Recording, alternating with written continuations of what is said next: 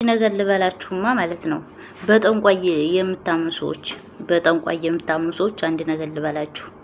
ጠንቋዮች ብዙ አይታችሁ እንደሆነ ማለት ነው አሮጌ ጎጆ ውስጥ ዱሱስ ሳለሽ ጎጆ ውስጥ በየክፍለ ሀገሩ ሳር ቤት ውስጥ አሮጌ ከተማም ገብተው ደግሞ ተከራይተው የሚኖሩት የሆነ ዲስስ ሳለች ቤት ውስጥ ነው አይደለም። እና ለራሳቸው ቢያውቁ ኑሮ ለምን አንዱ ፎቅ ላይ አይቀመጡም ነበር ጠንቁለው? እውነቴን ነው የምላችሁ። በጠንቋይ የምታምኑ ሰዎች ማለት ነው። በጠንቋይ አትመኑ። ወላሂ ነው የምላችሁ። በአላህ እመኑ፣ በአላህ እመኑ። በቃ በፈጠራችሁ ፈጣሪ ባንድ በምታምኑት ፈጣሪያችሁ እመኑ። በጠንቋይ አትመኑ እንዴ! በጠንቋይ የምታምኑ ሰዎች ግን ጤነኛ ናችሁ? እኔ ምሳሌ ልንገራችሁ። ገንዘብ ቢኖረኝ ኑሮ እንደው ማረግ ብችል ገንዘብ ቢኖረኝ ኑሮ ሀብታም በሆን ኑሮ ማለት ነው ራሴን መጀመሪያ ራሴን ነው የምለውጠው። ሲቀጥል ደግሞ ማድረግ የምፈልገው ለቤተሰቦች ነው። እኔ እውቀቱና እንደሆነ እውቀት ገንዘብ እንዴት እንደሚገኝ እውቀት ቢኖረኝ ኑሮ የማረገው ለራሴና ለዘመዶቼ ነው። ከዛ ደግሞ በአቅራቢያ ያላለ ለጓደኛ በቃ ለዘመድ ምናምን ነው የማረገው። እና ጠንቋዮች እባካችሁ ልጄ ነይ ቶሎ መስተፋቅር አረጋለሁ ገንዘብ ሀብት ለሸሻችሁ ምናምን እንትን ላይ ነው ብዙ ጊዜ እንደዚህ ሲሉ የምሰማው። ፌስቡክ እና ቲክቶክ ምናምን ላይ ስገባ አዳምጣለሁ። ብዙ እንደዚህ ያለ ነገር ገንዘብ ለሸሸው እኔ አረጋለሁ እና ነይ ቶሎ ላርግልሽ። እሱ ለራሱ አያረግም እንዴ? ማለት እውቀቱ ካለው ለምን ለራሱ ጠንቁሎ ካለበት ጎሳሳ ጎጆ አይወጣም? እኔ በጣም በጠንቋይ የምታምኑ ሰዎች ወላሂ በጣም የምትገርሙኝ ማለት ነው። በጣም ትገርሙኛላችሁ። በጠንቋይ የምታምኑ ሰዎች የት አውቀው ነው የሚጠነቁሉት? ጩጯን እኮ መፍጠር አይችሉም እነሱ እንዴ! የፈጠራችሁን ሙሉ አካል አድርጎ የፈጠራችሁን እጅና እግር መተንፈሻ፣ መብሊያ፣ መጠጫ፣ መጸዳጃ ሁሉን ነገራችሁን አድርጎ የፈጠራችሁ ፈጣሪ እያለ ለምንድን ነው በጠንቋይ የምታምኑት? ማለት ምን ይሆናችኋል በጠንቋይ የምታምኑት? እነሱ እኮ ጩጯንም መፍጠር አይችሉም። ቢፈጥሩ ያላህ ፍጡር ነው። ነፍስ ያለው ነገር ሁሉ አላህ ነው የፈጠረው። በቃ ሁሉንም ነገር አላህ ነው የፈጠረው። እና ለምን በአላህ አታምኑ? ለምን ወደ አላህ አትጠጉ?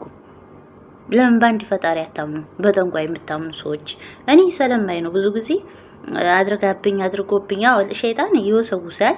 እንደዚህ ያለ ነገር ለሸይጣን ያጋለጣችኋል። ሸይጣን የሆነ ነገር ይገፋፋችኋል። ግን እናንተ በጠንቋይ አምናችሁ ጠንቋይ ቤት የምትሄዱ ሰዎች፣ ሸዎቹ አብዱዬን የምታምኑ ሰዎች፣ እንደዚህ አንቺ አማልጅኝ አንቺ አናጅኝ የሚባለው ነገር የምታምኑ ሰዎች ጤነኛ አይደላችሁ። ጠንቋዮች የሚያውቁ ከሆነ ለምን ለራሳቸው አይጠነቁሉም? ባለ ሀብት አረጋለሁኝ ልጄ፣ ባለ ሀብት አረግሻለሁኝ ምን አረጋለሁ? አረ እንደው ምንድነው የሚሉት? እኔስ ምንድነው ያለው ቲክቶክ ላይ ያየሁት? ባለ ሀብት አረጋችኋለሁኝ፣ ሌላ ደግሞ ምንድን አረጋችኋለሁ ምናምን። እሱ ለራሱ አያረግም እንዴ? እሱ ባለ ሀብት አይሆንም። እውነቴን ነው፣ ባለ ሀብት አይሆንም እሱ ለራሱ። መቼም ባለ ሀብት የሚሆን ሰው የሚጠራ ሰው አለ? እሱ እንኳን ሆኖ በቆይ እንደው እሱ እንኳን ሆኖ በቆይ እስቲ ዘመዶቹን አያረጋቸውም? ወንድም እህት፣ እናት አባት፣ ያጎት ያክስት ልጅ የለውም? ማን የሌለው ዘመድ የሌለው ሰው አለ እንዴ? አለው። ሁሉም ሰው ለዘመድ የተፈጠረ ያለ ዘመድ ቤተሰብ እኮ አለው።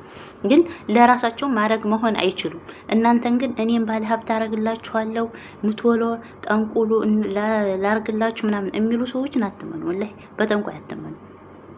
ለራሳቸው ጩጫን መፍለቅ የማይችሉ ሰዎች ደግሞ በእነሱ ታምናላችሁ እንዴ? እነሱ ካላችሁ ካወቁ ለምን ለራሳቸው አያውቁም? እውነት ብዙ ጊዜ አይታችሁ ከሆነ ጠንቋይ ምናምን የጠንቋይ ቤት ሲባል ሰምታችሁ ከሆነ ማለት ነው የሆነ ዲስስ አለ ቤት ውስጥ የሆነ በቃ ኩሽሽ አለ ቤት ውስጥ ነው የሚኖሩት። ቢኖራቸው ነው እንደዛ ውስጥ የሚኖሩት። አተው አይደለም የሚኖሩት እዛ ውስጥ። እና ታዲያ ለምን ችግራቸውን እነሱ አያራግፉም? መጀመሪያ ካወቁ ማለት ነው ካወቁ። እና በጠንቋይ አትመኑ። ጠንቋይ ለራሱ አያውቅም እንኳን ለእናንተ ሊጠነቁልላችሁ። እንዲሁ ዝም ብሎ ልቅንስ ስራ ሰርቶ መብላት ስለማይፈልግ እዛ ጋር ሰውን ከሰው እያባላ እንትና አርጋባለይና እንደዚህ አርግባት ስርቹ አምጣና ስርቹን እንደ ምን አርጉ እንደዚህ ደግሞ ምንድነው የሆነ ቪዲዮ ያየሁት ይሄ ጠንቋዩ ቤት ነው ይለዋል። እኔም ሰርቼበታለሁ ቪዲዮ። አዎ እና እባክዎ ሀብታም ያርጉኝ ብዬ ነው የመጣሁት ይላል ማለት ነው። አንዲ ጥቁር በግና 100 ሺህ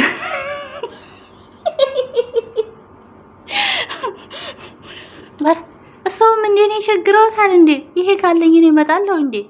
100 ሺህ እና ጥቁር በግ ካለኝ ማን መጣም በ100 ሺህ ብር ይቆስ የሆነ ልጆች ማለት ነው እንደዚህ ሰርተውበት ቪዲዮ አይቼ አቤት እንዴት እንደሳኩኝ ራሴን ሰርቼበታለሁኝ። እና በጠንቋይ የምታምኑ ሰዎች ግን ምናችሁን ነው የሚያማችሁ? እንዴ በጠንቋይ በጥንቁልና የምታምኑ ሰዎች ማለት ነው። ወላሂ ያውቁ ወላሂ ብዬ ነው የምነግራችሁ። አያውቁ የታውቀው ነው። ቢያውቀው ኑሮ ለምን ለራሳቸው ሀብታም አይሆኑ? ፎቅ ገነባልሻለሁኝ ባሬሽን ተወጪዋለሽ? አዎ ወደዋለሁኝ። እሱንማ እንደዚህ አድርጌ መተት አሰራልሻለሁ ይወድሻል። ኧረ እባካችሁ ተውኝ። ኧረ እባካችሁ ተው። እውነት ለመናገር በእርግጥ ከ10 ውሸት አንድ እውነት ይናገራል ሸይጣን ይላሉ ጠንቋይ ቤት ሲገኝ። ግን እንደው አትመኑ፣ በፈጠራችሁ አምላክ ፈጣሪያችሁን እመኑ። በፈጣሪያችሁ ተማመኑ። ወደ ፈጣሪያችሁ ተጠጉ። በጠንቋይ አትመኑ፣ በጠንቋይ አትመኩ። እንዴ ምን ጉር ነው? 100 ሻምጣና ጥቁር በጊዜና እናርግ ላርግልህ ይለዋል። እንዴ ሀሱማ ካለኝ እኔ ማለት ነው። በርግጥ እነሱ እኮ ዘጋያችን ቁጭ ብለው በቃ አንዳንድ ሰዎች ሞኝ ይሰራሉ። ይሄን አርጉና የዩትና ደሞ ንሶለ ይሏቸዋል። ተመልሳችሁ ንሶለ አዛ ተመልሰው ሲሄዱ አሁንም ብር ይቀበሏቸዋል። አሁንም ተመልሳችሁ ንሶለ እና ለራሳቸው ሀብታም የሆኑበት እነሱ ራሱ ባለ ሀብት ከሆኑ እንኳን ዘመዶቻቸውን ሀብታም የሚያርጓቸው ጠንቋዮቹ። እና ጠንቋይ ቤት አትሄዱ፣ ጠንቋይን አትመኑ። እውነት ነው ብላችሁ በጣም ነው የሚገርሙ ጠንቋዮች። ተተመቻቸው የቪዲዮ ላይክ እና ሼር ሰብስክራይብ እንዳይረሳ። ቴንኪዩ